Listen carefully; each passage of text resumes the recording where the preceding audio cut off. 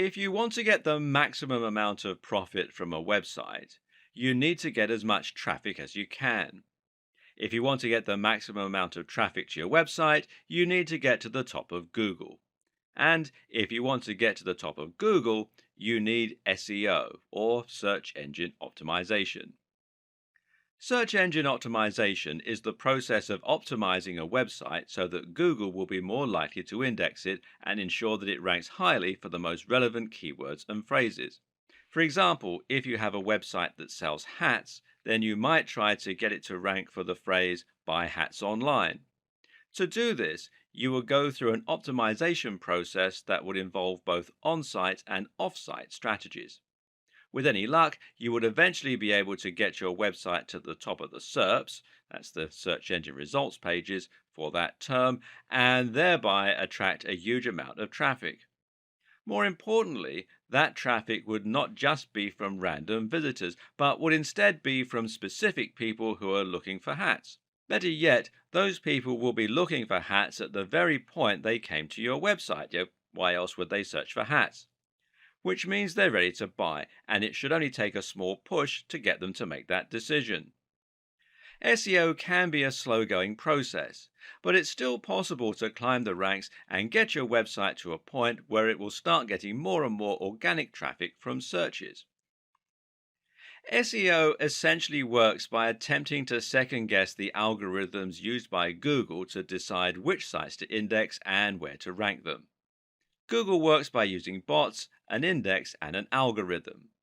The bots, also known as robots or spiders, are small pieces of code designed to head out onto the web and look for content. They read web pages and they add that content to a massive index which Google can use as a reference. From there, Google will then use an algorithm to identify which content in that index is relevant to which search and which is offering value to the end user. Ultimately, the aim of Google is to help people find interesting content that will be relevant to what they're looking for. This involves a lot of factors, and the algorithm will look at how many links the content has, how visitors behave on that website, and the use of key phrases within the content. If a word or phrase is repeated often enough, then it is possible to deduce that said word or phrase is likely to be the subject matter, and thus should come up in searches for matching terms. SEO basically works by predicting and guessing how the algorithm works, because no one can be completely sure, and then using that information in order to engineer your website to get the maximum number of hits. It means gaming the system, and this in turn can allow you to trick Google into believing that your site should be number one. Of course, it's not quite that simple though, and actually, as we dig deeper, we'll see there are other more efficient ways of looking at SEO. Apart from anything else, Google is constantly updating its algorithms, usually with words beginning with P like penguin, panda, and pigeon, and that means second-guessing Google can get you into trouble. Being effective at SEO means having an up-to-date understanding of how it works and knowing the core principles that underpin the different strategies. That's where this video series comes in. Keep watching and you'll learn which old, outdated strategies you need to avoid, how to work with Google to get the very best results, and how to future-proof your site for upcoming changes. This is the modern guide to SEO for modern marketers and site owners. This is your SEO Bible and your key to unlocking incredible success on the web. We're going to start this series with a little history lesson. Why? Because understanding how SEO used to work, how it has progressed, and what you now need to avoid is a very good way of creating context and helping you to understand what SEO means today.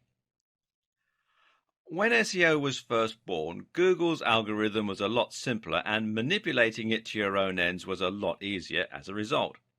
Back then, Google looked at two key factors in determining its rankings.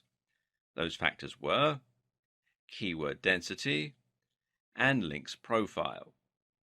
Your links profile, also called your backlinks profile, is essentially determined by how many links you have pointing to your website coming from other sites. This serves two important roles. Firstly, links help Google's robots to find your website. Bots crawl the web by reading content and following links from one site to another. If you have a link on a site that Google has already indexed, then this will allow it to find yours and add it to the network. At the same time, Google views links as testimony, assuming that a website would only link to another website if it thought said website was good and had something valuable to offer its users. Google would also assume that if you have links from 20 websites about hats, then your site is probably going to be about hats as well, especially if the anchor text has your search phrase in it. The other factor was keyword density. Keyword density meant how many times your website would repeat the words that you were trying to rank for. The more content you had and the more often you repeated the same phrase throughout that content, the more likely you would ultimately be to get ranked for that search term and to show up high in the SERPs. Of course, it was also important to research the keywords and to make sure they were actually being searched for. For this, marketers could use Google's keyword research tool in order to check the volume of searches and to get an idea about how much competition there was. A savvy optimizer would then be able to look at terms with the highest search volumes and lowest amount of competition and then try to rank for those phrases specifically. This simple algorithm makes a lot of sense in theory and should have helped Google to find content that people will be looking for quickly and easily. It would read the content in order to see which site was the most relevant for that term, and it would look at which sites had the most links from other websites. But the problem was, people eventually cottoned on to the way this worked and began to take advantage of it. Search engine optimizers realized that all they had to do to get to the top of Google was to create as many links and as much content, with keywords, as possible. So webmasters began to spam link directories and content farms, submitting their links everywhere they possibly could. They began to pay other content creators to place links on their pages, and they would also trade links. Most websites ended up with a massive list of links somewhere on one of their pages, and these would just be other random sites that had contacted them and asked to exchange links. Worse was what started to happen to content. In a bid to create as much content as possible and to use the keywords as often as possible, creators began to churn out content in huge quantities while giving no regard to quality. They also began using keyword stuffing, which essentially means repeating keywords over and over again, even when it doesn't make any sense. A typical website from the early 2000s might read, "Are you looking to buy hats online? Then you have come to the right Buy Hats Online website. This is the best place to buy hats online for anyone who wants to buy hats online, Carolina." As you can see, this content is completely nonsensical and will be highly off-putting for any real visitors looking to make a purchase. And then it got worse still. Creators began to actively steal content from other site owners and spin it in order to make it unique. Now, Google won't rank duplicate content, otherwise it would risk making every search result identical. So content spinning, as it came to be called, essentially means that you're taking an article or a blog post and using software in order to exchange many of the words for synonyms. So a sentence that read, "These are the softest, warmest and most attractive hats on the net," would become, "These are the most comfortable, most insulating and most beautiful hats on the web." And because the site owner didn't have to write that content themselves, this meant they could publish thousands of posts in a short space of time and bomb Google. Well, that's the theory at least. The reality is that, unfortunately, most spinners do this instead. These is the squitty-ish, hottest and very best beautiful hats on the fishing net. Again, it's just gibberish. So, by placing thousands of links on other sites, using their keywords as the anchor text, and by filling their sites with tons of useless content, website owners were able to get themselves to the top spot of Google. This system was so easy to abuse that some people could even get completely unrelated websites to the top of specific SERPs against the owner's will. You could make it so that searching for Big Idiot would bring up a picture of your friend, for example. This was called a Google bomb. Obviously, this started to make a mess of Google's results, and so Google had to adapt and get smarter. Because of all the abuse we talked about in the last video, Google had to change and adapt to maintain its spot as the #1 search provider. And to do that, it had to clamp down hard on those who were gaming the system and penalize sites that were cheating to get to the top spot. It did this by looking for obviously spammy strategies and de-indexing or downgrading the sites. So, sites with keywords in their URL no longer enjoyed the same advantage. Sites with huge numbers of inbound links from low-quality websites were de-indexed. Sites caught buying links were de-indexed. Sites that stuffed keywords were severely punished.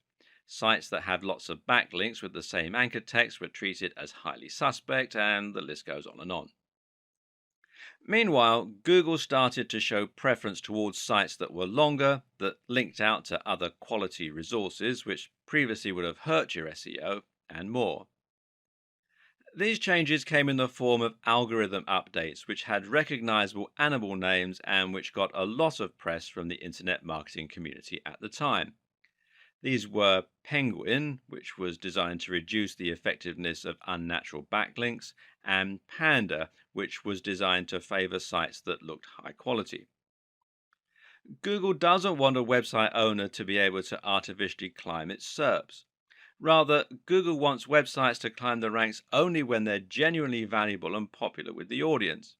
It wants to see natural, organic links that you haven't paid for, and it wants to see deep, relevant, and interesting content.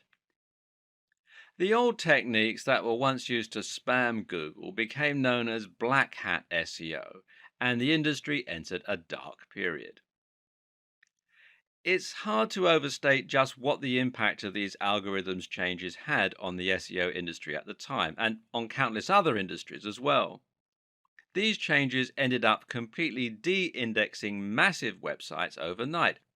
Sites that had followed conventional wisdom to get to the top spot on popular search were now completely de-indexed, cutting off the vast majority of their traffic and sales. This led many to proclaim that SEO was dead, that it was no longer possible to game the system because you would be penalized for buying links or for stuffing keywords. And even if someone could break Google's new algorithm and work out a new way to game the system, it would only be a matter of time until Google changed its algorithms again. The industry as a whole was in trouble, and SEO became a dirty word. Many people felt that SEO and black hat SEO were synonymous, and more people began to turn to social media for marketing, with the likes of Facebook and Twitter massively on the rise. But was SEO really dead? Not at all. It was just going through a metamorphosis. SEO is not the techniques we use to get our sites to the top of Google. SEO is simply the objective of getting to the top of Google. Any technique you use to try to get more attention from Google could be considered SEO. So, if Google wants us to create a high-quality website, then creating a high-quality website becomes SEO. The hard part is just unraveling what Google's idea of a high-quality website should look like.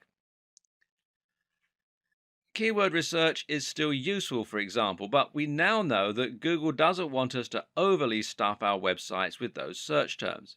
Instead, the recommendation hovers at around 1 to 2% keyword density. So, if you write a long article and include the search term a few times, that should be enough, as long as it's also in your code a little or in your file name.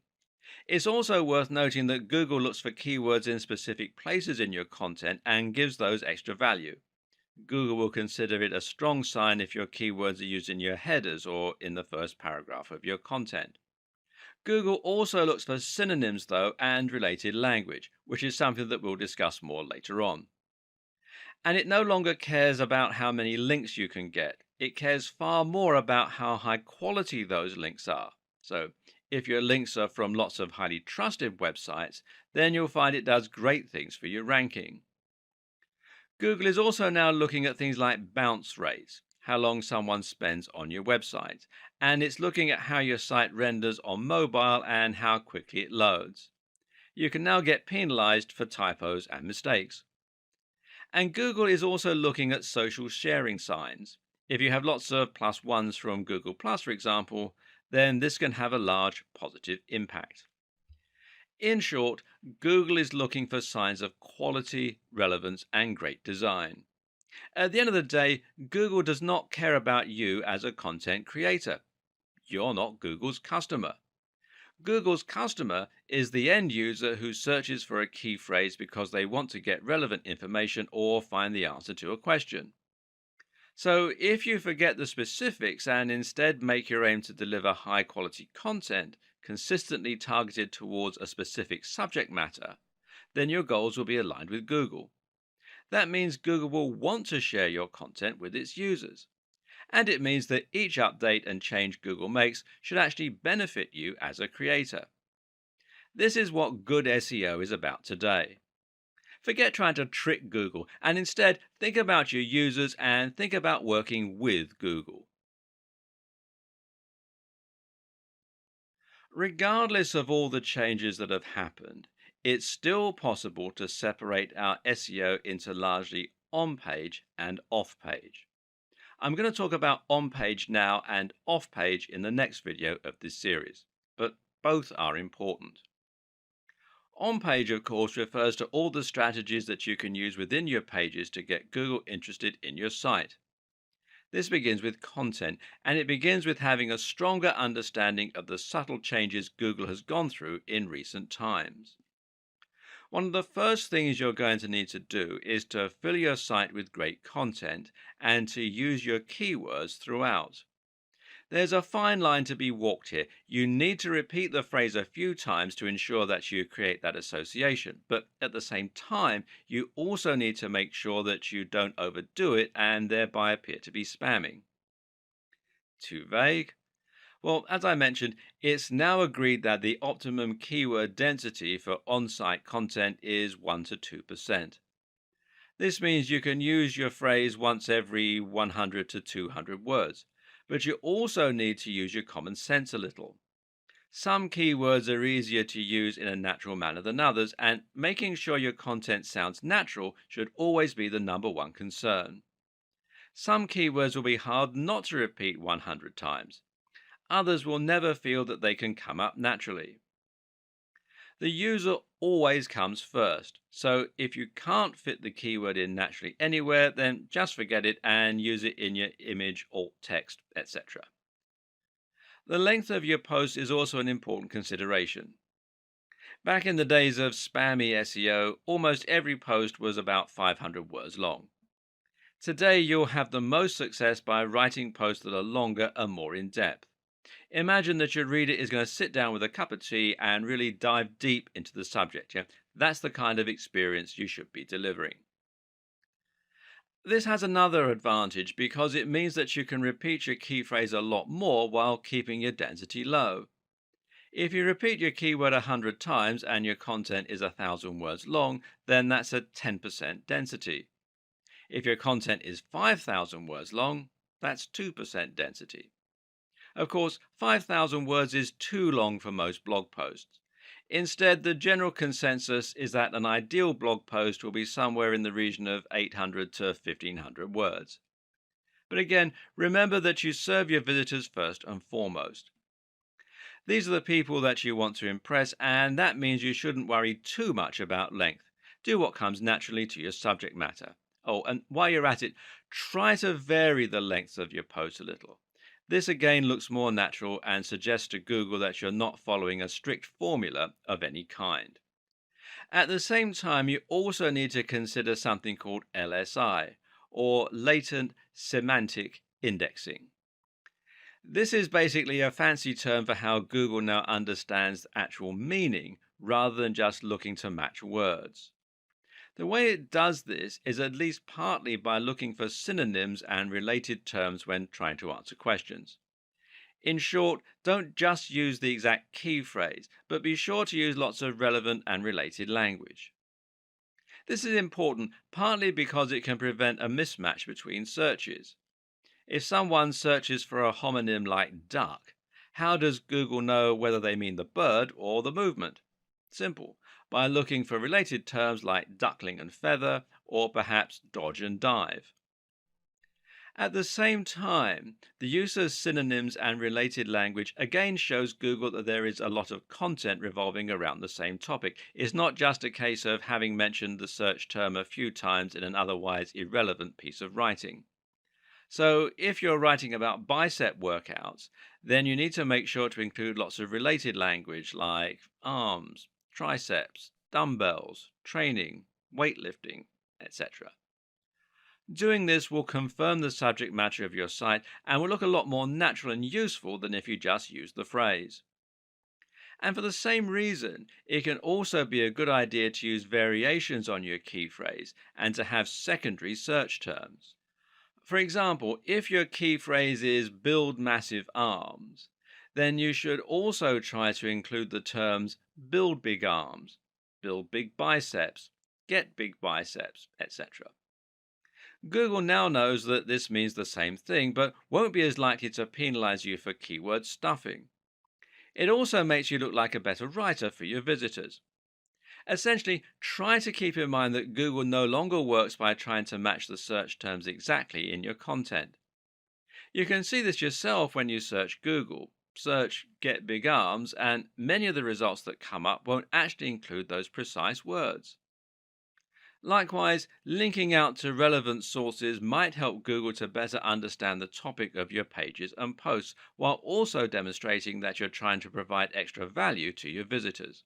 On that same note, you should also look at rich snippets. Using structured data, you can highlight to Google certain key elements of your content, like recipes, dates, company names, scores, etc. This helps Google show some of that information in the SERPs, the search engine results pages, and thereby attracts more visitors to your site. There are plugins which will let you do this easily, or you can do it through meta tags. Either way, you'll use this to do things like highlighting the ingredients in a recipe, or the show times of a play, or the score in a review. This is important because it lets Google understand your content even better than it is already able to do. Google is no longer just a search engine, but rather an AI. This is the direction that Google is heading, and being able to understand and utilize this might just be the key to SEO success in the future. Right now, using structured data and rich snippets will allow information from your site to appear right in the SERPs. This way, if someone searches for a recipe, they'll be able to see the ingredients for your version before they even click on your link. This means your listing will take up more space and demonstrates the value of your site. In turn, this means you're going to attract more clicks than a site without that information. The next element of on-page optimization is the site design itself. Using breadcrumbs, for instance, can help a lot, as can using alt tags for your images so Google knows what they are. More important is the actual function of your website. Does the page load quickly? Is it mobile friendly? Mobile friendliness in particular is something you absolutely cannot ignore today. In terms of the actual design and function of your website, the main goals are to ensure that your site will load quickly and that it will look great on mobile. Again, this helps to keep people on your site longer because it will be enjoyable for them to be there. Avoid using too many plugins which will slow you down, and try not to inundate your visitors with adverts and popovers. Did you know that using light colors like light blues can actually help to keep people on the page longer by making them feel more relaxed? Consider this when picking your theme. Likewise, choose a theme that will adapt to the size of the display viewing it, and make sure you take advantage of things like caching to keep your site nippy. Themes that do this are called responsive insofar as they respond to the shape and size of the display they're being viewed on. This works by removing certain elements, by rearranging menus, etc., and by shrinking images.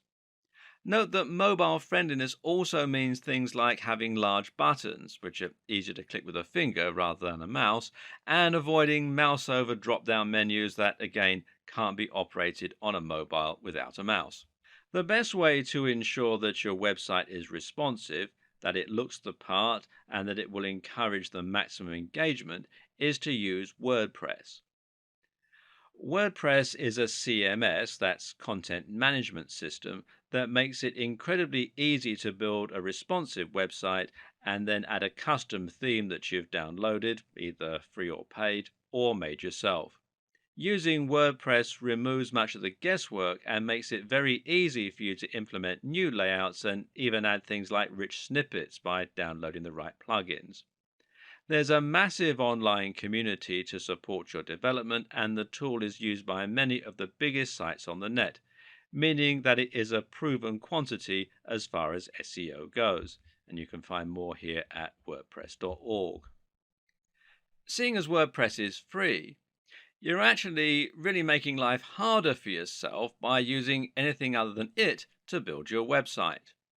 Check your mobile friendliness on this site here, which is search.google.com/search console /mobile friendly, and your page speed on this site here, which is developers.google.com /speed page speed, or run together as one word, /insights. As I mentioned, there are a few miscellaneous tips that can also help to improve your on-page SEO. For example, it's generally accepted that using copyright notices and legal disclaimers can be seen as a positive sign by Google that these will make your website look more professional and more like a real business. Think as well about how you're going to help Google find the content within your site. Having a sitemap can be very helpful for indexing, for example. And you need to avoid using images that have text in them, and definitely avoid the use of Adobe Flash, seeing as Google is unable to read that type of copy. You can also insert your search terms into your site code by including in file names, the file name of an image, for example, and including it in the permalinks. Now, these are the URLs of specific pages, which should match the title of your posts. Then you have the behavior of your visitors. In other words, how long are your visitors staying on your page? Do they click a lot of internal links? Do they scroll down the page? Are they leaving comments? Google wants to see that your site is offering value to your visitors, and the best way they can do that is by looking to see if people are actually enjoying the content you've created.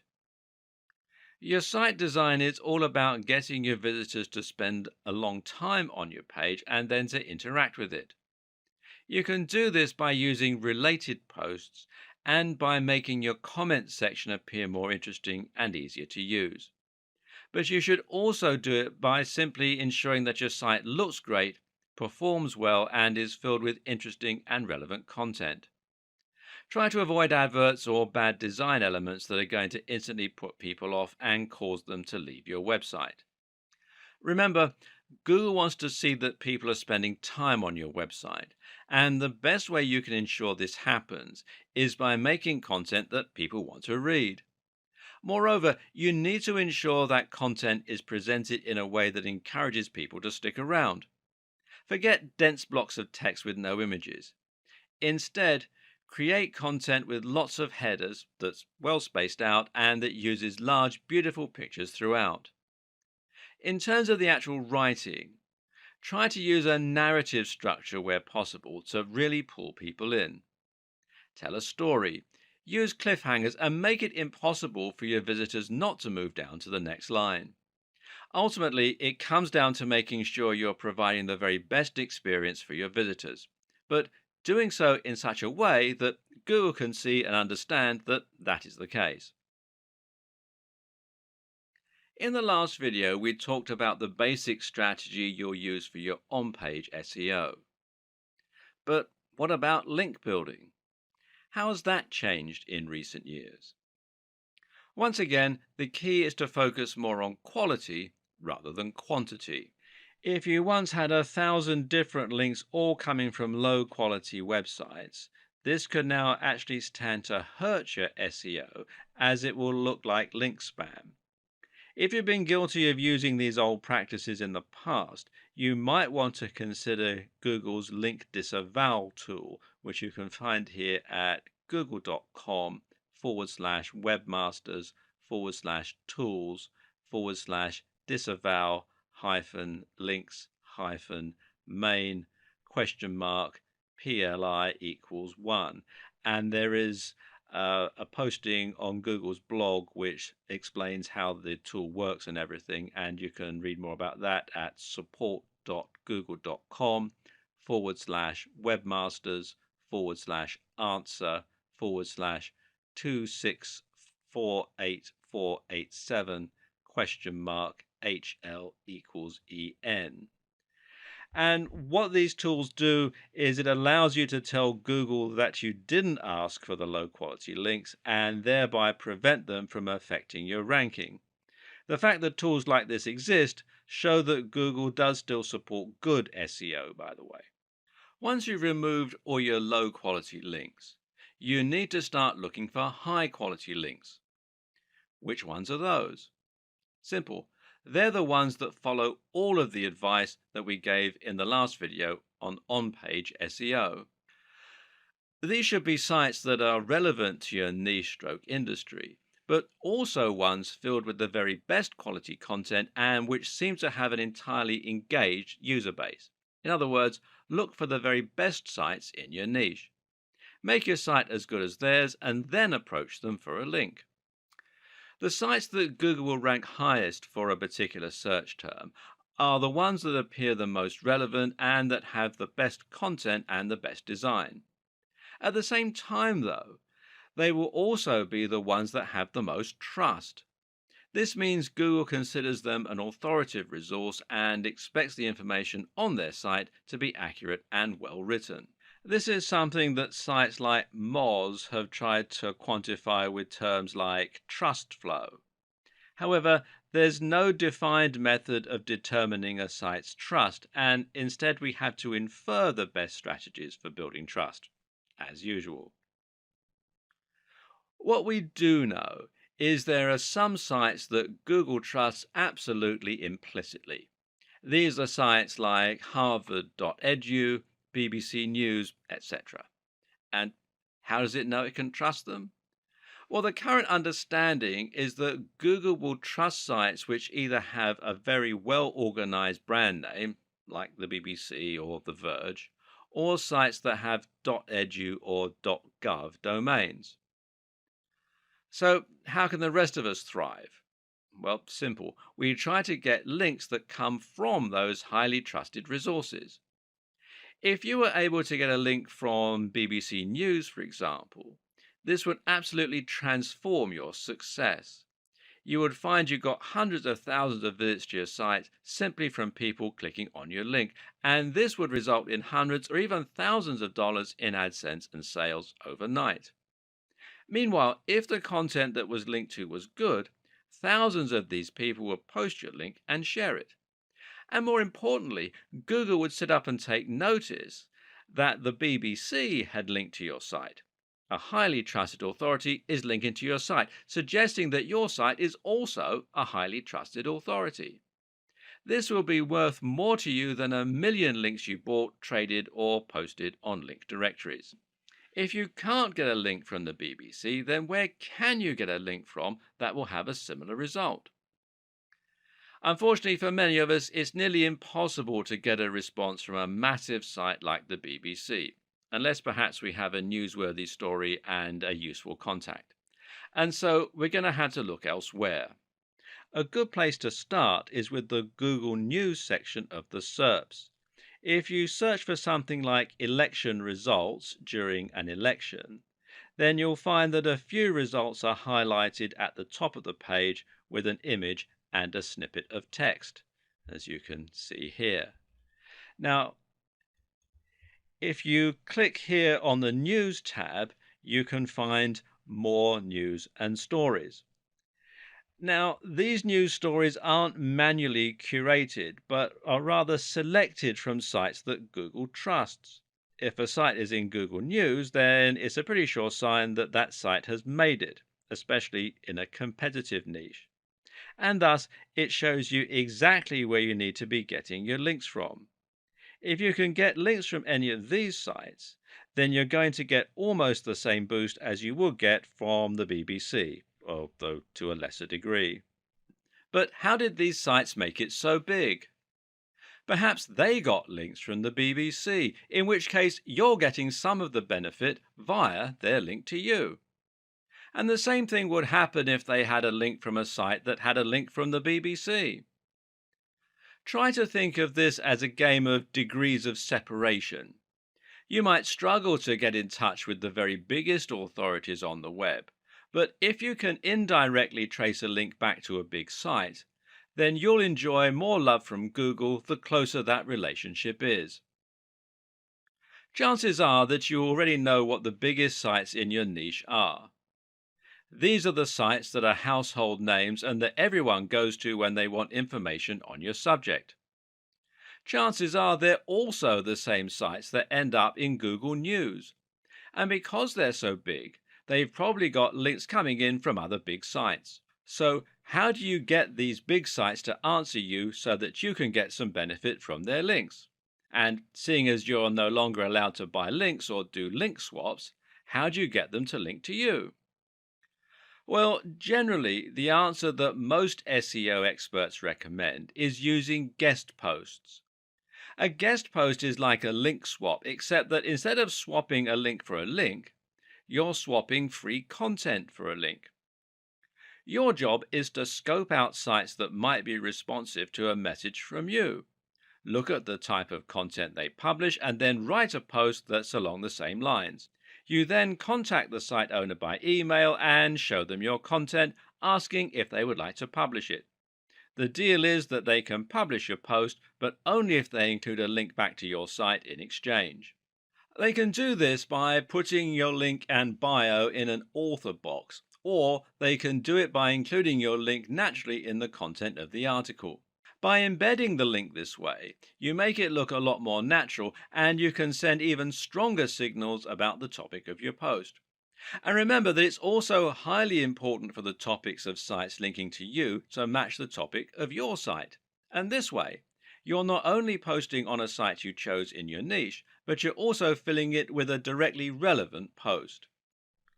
This is a fantastic way to build links, but there are a few caveats. The first is that you still need to be careful. Matt Cutts, who used to work on Google Search, has made it clear that the overuse of guest posting can still lead to penalization. This is still a form of link manipulation. Likewise, you need to be careful about constantly using the same anchor text and generally being predictable. Mix it up. Finally, consider that it will still be hard to get an answer from top influencers in your niche. The solutions include making sure that your content and the sites you're linking to are great quality so that the creator will be happy to be associated with them, delivering real value in the guest post, spending some time developing a relationship first, perhaps by sending some emails and maybe by leaving some comments on their blog, starting relatively small and working your way up. Look for blogs that are just ahead of yours. Each time you succeed, your site will get bigger and you'll be able to approach a slightly bigger influencer next time. Use your existing contacts. Maybe you have a friend who owns a blog. Network in person. And for making a big impact, nothing beats the power of actually meeting a blogger or a site owner in person and making a connection that way. Go to SEO networking events and generally don't be afraid to pick up the phone. A key lesson to apply to pretty much every aspect of SEO is not to get carried away when you find ideas that work. For example, just because quality is key, that doesn't mean that you need to disavow every low quality link and only ever build links from the top sites. Why? Well, you guessed it. It looks unnatural again and actually looks like manipulation. Take a look at sites like the BBC and you'll see that they have a huge and highly diverse link profile. They'll have links from massive sites but also tiny spam sites. When a site is truly successful, it'll lose control over all of its links, and this can be useful to make your links profile as diverse as possible. And one of the very best ways to do this is with link bait. Link bait is an article you've written specifically to try and get as many links to it as possible. How? One answer is to make your article a powerful resource, meaning that it will become a place for people to learn a particular subject matter. An example of this is the excellent guide to testosterone published on the art of manliness. This post goes much more in depth than many similar blogs on the same subject, and as a result, countless other articles have linked to it as a resource. Another option is to create a post that will somehow support a discussion. A good example of this is the post How to Win an Argument with a Nutritionist, which includes links to studies that disprove outdated notions about nutrition. The article is perfect link bait because people will regularly use it in online arguments to prove their point. Finally, one more very useful strategy for your backlink strategy is to perform backlink research for other sites. Look at your competition and look at which sites have got the most traffic in your niche. Then, once you've found which ones those are, try to get links from the same site. Not only does this method ensure that you're going after the right links that have a proven track record, but it also helps you to find links that are likely to allow guest posts. Good SEO means forgetting SEO and concentrating on your user. It also means forgetting SEO insofar as you're going to be trying to merge your different marketing strategies to create one bigger approach. It means trying to write amazing posts and share them on SEO so that you get more links, and it means writing great content that keeps people on your page longer. Stop thinking in terms of SEO and social media marketing, and instead think about your SEO in terms of content marketing. Regardless of your strategy, there is no doubt that content is absolutely the most important asset when it comes to attracting traffic and impressing Google. But just what is content marketing? Content marketing is about creating content that will help Google to find your site and posts and to ensure you rank highly in the search engine results pages. While this is a powerful and useful effect, though, it's actually only one part of what content marketing is all about. At the same time, content marketing is about building a relationship on your site and ensuring that people begin to trust what you have to say. It means demonstrating your knowledge and point of view to the point where people seek you out as an authority. Once you get to that point, you'll be considered an expert in your field and you'll be able to greatly influence your audience, possibly influencing their buying behavior. So, how do you get to this point? Well, the key is to think about the sites and blogs that have influenced you over the years and the ones you read regularly. This isn't about building trust with Google, but rather it's about building trust with your readers so they want to keep coming back. The main thing normally is delivering value. Each post you create for your blog should provide some useful and/or interesting information that is actionable. At the same time, it should offer something that isn't available elsewhere, and it should be in-depth and comprehensive. This differentness is incredibly important and is something that all too frequently gets overlooked. If you're trying to stand out in a crowded niche, say the fitness niche, then it's not enough to simply write posts on how to get abs or how to lose weight. There are countless articles out there with the exact same title and subject matter. Instead, you need to concentrate on offering something that will be different, which might mean writing about an entirely new training method, or it might mean writing about something that examines the psychological motivation to train. Always ask yourself, would you read that content? Meanwhile, you need to be consistent in posting this kind of content, and you need to be smart with your branding. Your brand needs to evoke your mission statement and your ethos. People should know from your website design and logo alone exactly what kind of subject matter you're likely to deal in and what they can expect from your site.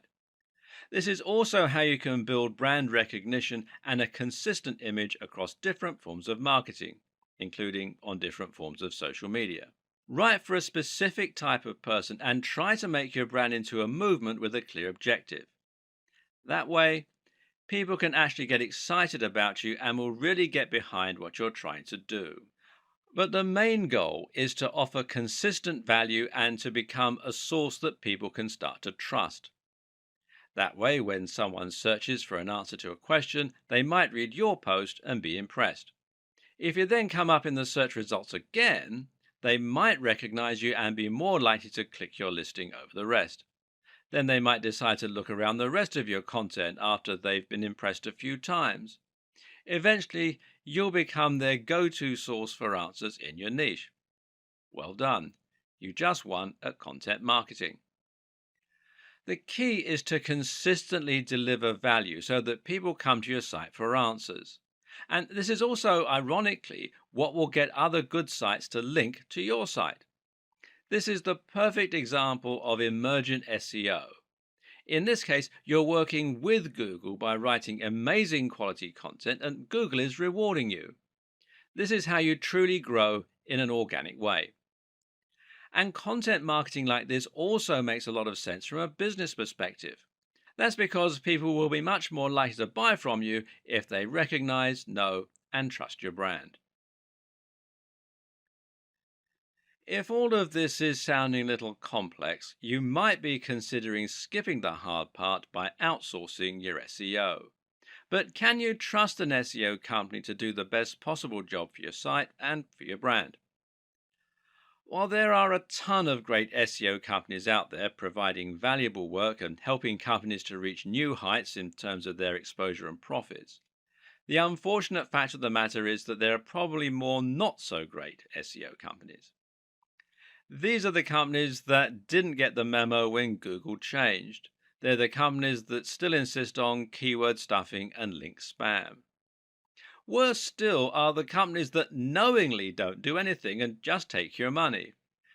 And the problem is that it isn't easy to tell the two apart. How do you know if your SEO company is offering great value for money or whether it's actually just twiddling its thumbs and sending you large invoices every few months? Now, this isn't a problem you face with most other industries. If you hire someone to paint your fence, then at the end of the day, you can see the work they're doing and you can decide for yourself if you're getting your money's worth. Ultimately, your fence is either going to be painted or it isn't. There are no half measures. The same is true for cleaning companies and marketing consultants and for accountants. But when you hire someone to do SEO, you actually can't see the results right away. It can take months for SEO to have a positive impact on your site's ranking, and even when it's been done well, there's no guarantee you'll get to page 1. And worse, most people don't have a comprehensive knowledge of SEO, and so they don't know what the companies should be doing to help them get the best results. How can you check on someone if you don't know what they're meant to be doing? In fact, even if you handle SEO yourself, it can still be hard to know if it's working or not. There are some metrics and tools you can use to measure how well your site is doing, though, and I'll talk about them in the next video. Because some SEO tactics take a while to bring traffic to your site, sometimes it's hard to track whether your SEO campaign is working or not, especially if you're outsourcing the process to an SEO company. One thing you can do, though, is to ask the SEO company to provide you with the metrics regarding the SEO campaign, and some of these metrics can be more useful than others. You can ask for the number of links that have been built, for instance.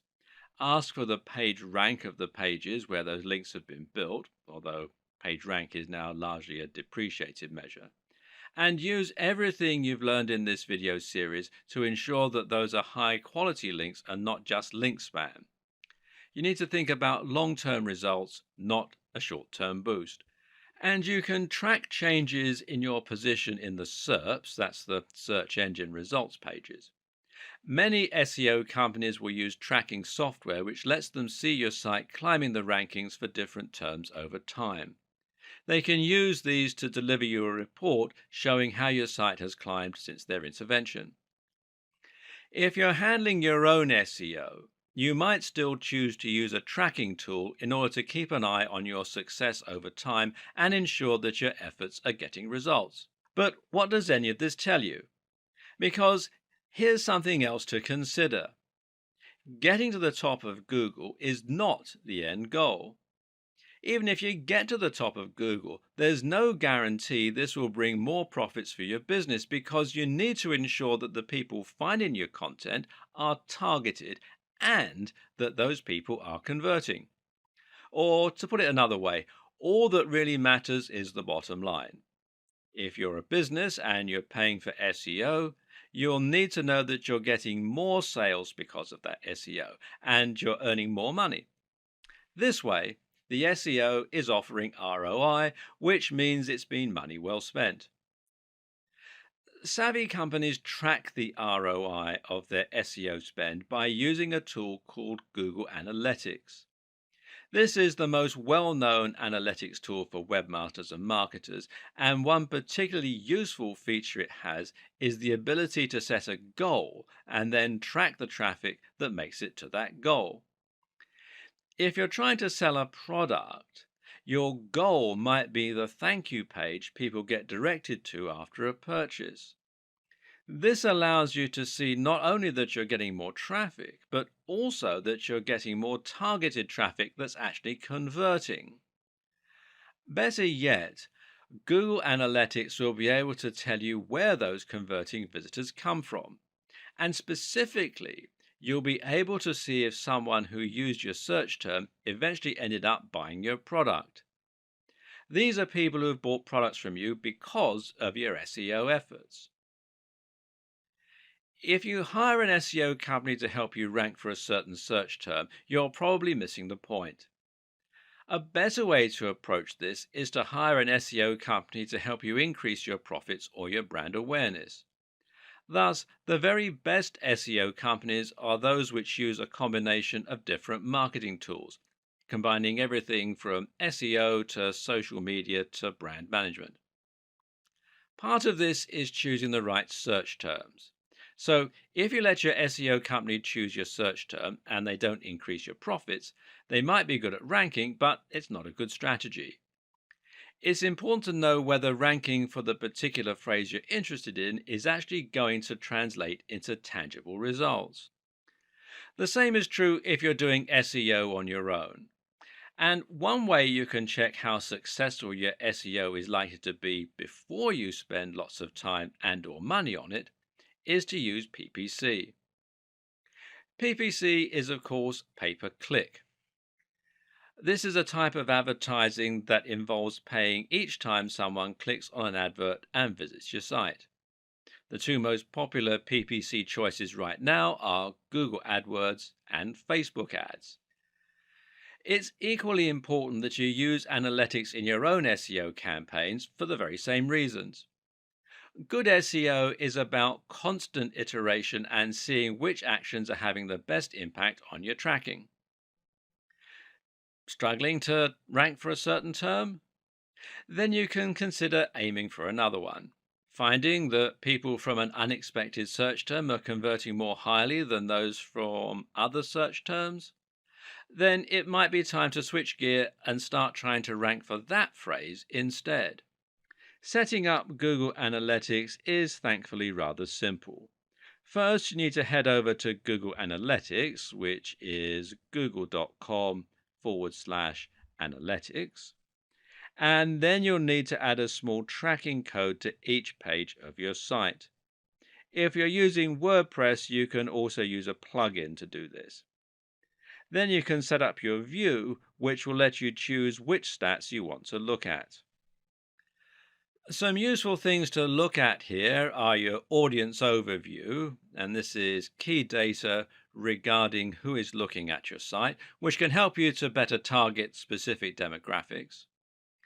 acquisition, this is where your traffic's coming from, real time, which shows you how many people are on your site right now, and the aforementioned goals.